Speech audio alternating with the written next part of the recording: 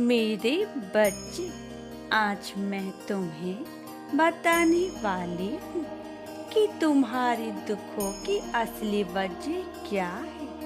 यदि तुमने इस वजह को जान लिया तो तुम उसका निवारण भी निश्चित ही कर पाओगे।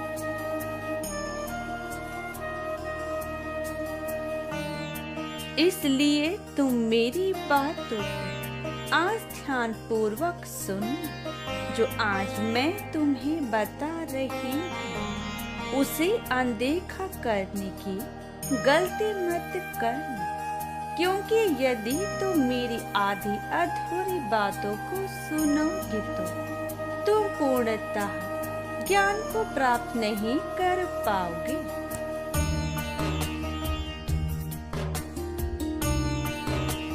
और वजह जानने के पश्चात तुम निवारण नहीं कर पाओ। मेरे बच्चे, एक बात का ध्यान रखना, मेरी बातों को सुनने के बाद उन पर अमल जरूर करना अपने जीवन में, क्योंकि यदि तुम अमल नहीं करोगे तो मेरी बातों को सुनना तुम्हारे लिए व्यर्थ हो जाएगा।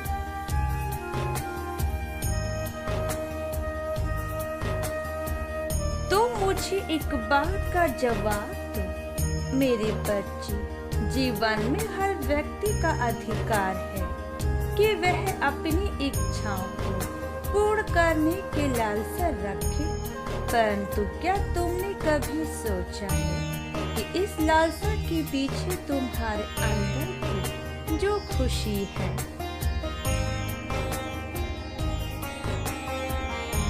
तुम्हें इस जीवन को जीने के लिए असली खुशी क्या है, वह तुम्हें प्राप्त हो रही है। क्या तुम्हारी लालसा तुमसे कहीं वह खुशी को छीन रही है, जो खुशी तुम्हारे लिए अनमोल है?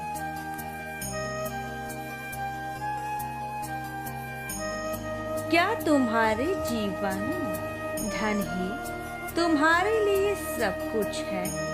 थोड़े से धन के पीछे तुम अपने अपनों का दिल तोड़ देते हो और बड़ों का कई बार अपमान भी कर देते हो, और कभी कभार तो तुम ऐसे कार्य करते हो जो तुम्हें जीवन में कभी नहीं करनी चाहिए।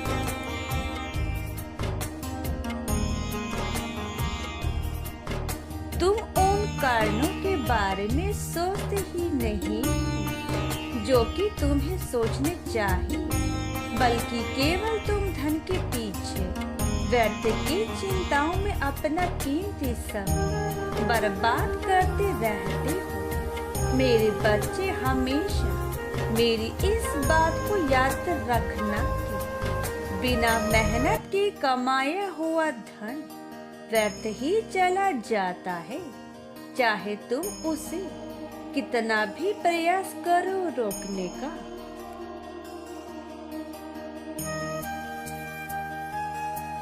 और वही हाथ रखकर बैठ जाने से तुम्हें कभी जीवन में उन्नति, तरक्की, धन, सुख, संपत्ति आदि प्राप्त नहीं हो सकती। मेरे बच्चे, उसके लिए तुम्हें कर्म भी करना अत्यंत आवश्यक होता है, जो तुम पूर्ण रूप से करते ही नहीं हो। अपने जीवन में तुम तो बस मुझे प्राप्त करने के लिए आसान तरीका ढूंढते हो, जो कि तुम्हारी राह हमेशा गलत ही होती है।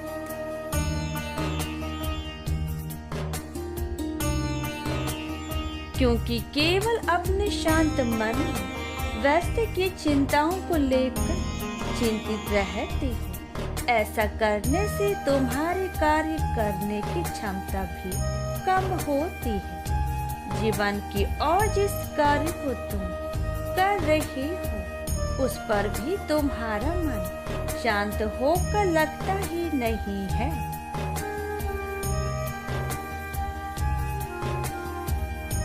यही कारण है कि तुम किसी भी कार्य को सफलतापूर्वक नहीं कर पाते हो। इसलिए ध्यान रखो कि उस अर्जुन की तरह बनो जिसके हाथ में जब गुरुदेव ने तीर चलाने को कहा था तब के उसका निशाना उस मछली की आंख पर ही था।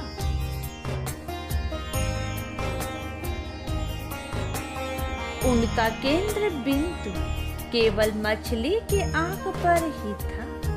जिस तरह उन्हें केवल मछली की आंखें दिखाई दे रही थी, उसी तरह तुम्हें तुम्हारा चुना हुआ लक्ष्य ही दिखाई देना चाहिए जीवन का, और वह कोई एक ही लक्ष्य को चुनो।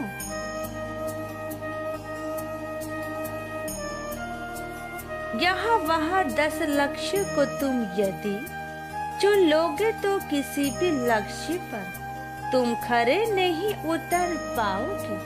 तुम्हें हमेशा यही उलझन रहेगी कि मैं यह सारे कार्य क्या कर पाऊंगा।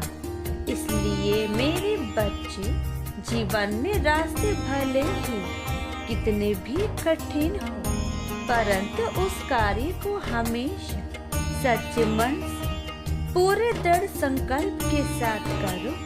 तुम्हें सफलता अवश्य ही प्राप्त होगी।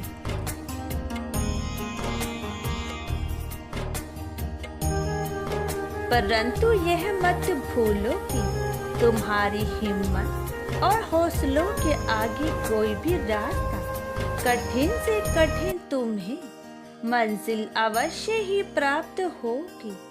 संसार में कठिन तपस्या के आगे प्रकृति की हर चीज प्राप्त की जा सकती है।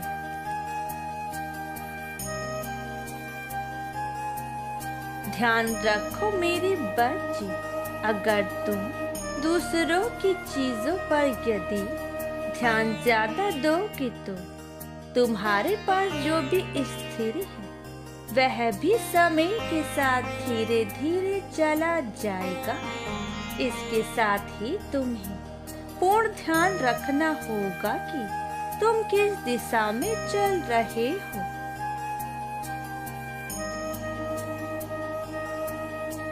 कहीं ऐसा तो नहीं जिस दिशा में तुम चल रहे हो वह गलत हो।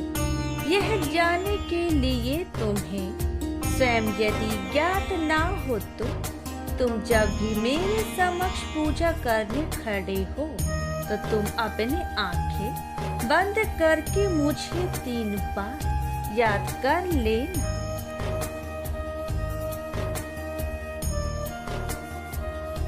मेरा स्मरण करते ही तुम जब भी यह बात पूछो, मैं तुम्हें तुम्हारे हृदय के अंदर से आवाज जरूर दूंगी। तुम्हारे हृदय में आया हुआ विचार ही मेरा जवाब होगा।